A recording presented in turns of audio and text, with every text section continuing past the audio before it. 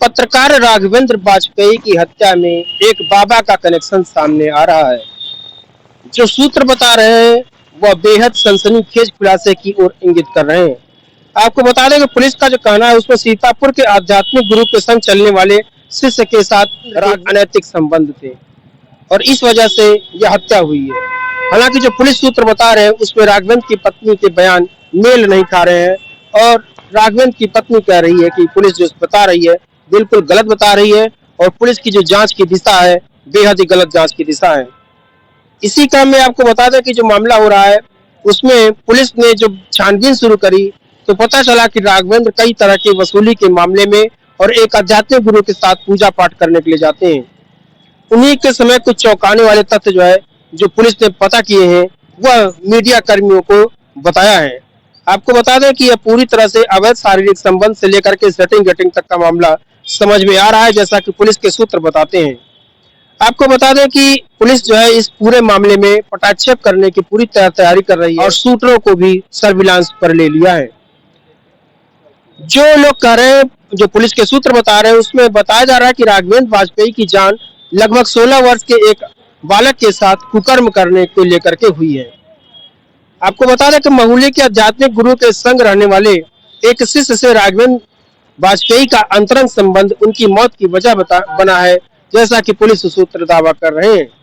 Highway के पत्रकार की बाइक को रोक करके और शूटरों से उसे भून देने वाले लोगों की तलाश में हालांकि पुलिस लगी हुई है, लेकिन इस तरह के एक सनसनीखेज खुलासे और पुलिस की जांच की दिशा को लेकर के लोगों के साथ साथ राघवेंद्र की पत्नी के भी होश उड़ गए हैं। जी हाँ, जो जानकारी बताया जा रहा है उस दौरान जो राघवेंद्र वाजपेयी की पत्नी है उन्होंने भी बताया कि बाबा के साथ उनके संबंध अच्छे थे और वह सिर्फ पूजा पाठ करने के लिए बाबा के पास जाते थे। वही जो बात निकलकर सामने आ रही है उसमें यह बात सामने आ रही है कि महुली के रहने वाले आध्यात्मिक क्षेत्र से जुड़े शख्स से राघवेंद्र के ताल्लुकात बहुत अच्छे बताए जा रहे हैं। गुरु के साथ उसका एक नाबालिग शिष्य भी रहता था और जो जानकारी मिल रही है उसके अनुसार मैगलगंज में आयोजित रासलीला कार्यक्रम में शामिल होने के लिए आध्यात्मिक गुरु अपने शिष्य के साथ राघवेंद्र के पास पहुंचे थे। आपको बता दें कि जब रात के समय था तो राघवेंद्र में मौका पाते हुए भी ऐसा बताया जा रहा है कि जो बाबा थे मोहाली के रहने वाले उनके शिष्य के साथ उसने कुकर्म कर दिया था। इस बात की जानकारी जब बाबा जी को हुई तो उन्होंने न सिर्फ राघवेंद्र को रास्ते से हटाने के लिए मन बना लिया था, बल्कि ऐसा बताया जा रहा था कि गूगल पर भी उन्होंने शूटरों की तलाश शुरू कर दी। और जो सूत्र बता रहे हैं वो यह बता रहे हैं कि राघवेंद्र वाजपेयी की हत्या करने के लिए बाबा बहुत दिन से परेशान था, शूटरों की तलाश कर रहा था और उसे जब शूटर मिल गए तो उसने इस वारदात को अंजाम दे दिया। उसके बाद आपको बता दें कि 8 मार्च को घर से निकलते वक्त रेकी करने वाले शूटरों ने राघवेंद्र को लोकेशन दी और उसके बाद नेरी ओवरब्रिज पार करते समय शूटरों ने अपनी बाइक राघवेंद्र की बाइक के आगे लगा करके उसे रोका। कुछ सेकंड बात करने के बाद राघवेंद्र अपनी मोटरसाइकिल की तरफ मुड़ा ही था, तभी एक शूटर ने पहले गोली उसकी पीठ पर दाग दी, दूसरी ने गले में और उसके बाद कनपटी सहित 4 गोलियां दागी गई। जो सीसीटीवी फुटेज में बाइक दिख रही है, पुलिस सूत्रों का कहना है कि उसकी पहचान हो चुकी है। हालांकि इस खुलासे को लेकर के राघवेंद्र की पत्नी ने कई सारे सवाल जड़ दिए हैं कि यह पूरा का पूरा मामला बेहद पेचीदा नजर आ रहा है और जो इस तरह का खुलासा पुलिस कर करके उसके चरित्र पर, मान मर्यादा पर जो उंगली उठा रही है वो पूरी तरह से बेबुनियाद और गलत है। राघवेंद्र की पत्नी का कहना है कि पुलिस बिल्कुल गलत दिशा में जांच कर रही है। माहौल से जो ये बाबा का खुलासा हो रहा है एकदम मेरा गलत है, ये कहीं पर से सही नहीं है, क्योंकि बड़े राजनीतिक लोग सब बचाव के लिए सब कर रहे हैं और कुछ नहीं इसमें है। क्योंकि बाबा के यहाँ उनका लेना देना कुछ था ही नहीं, यहाँ पूजा करने जाते थे और उनसे कुछ कोई मतलब ही नहीं था।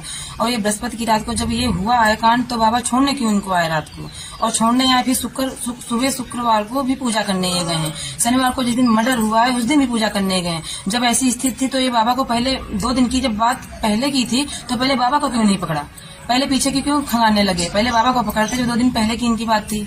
और ये बाबा को नहीं, मतलब कोई ऐसी बात ही नहीं है। और ये वहाँ कोई, अभी जो लखीमपुर की बात कर रहे हैं कि ये वहाँ लोकेशन 2-3 दिन मिली हैं।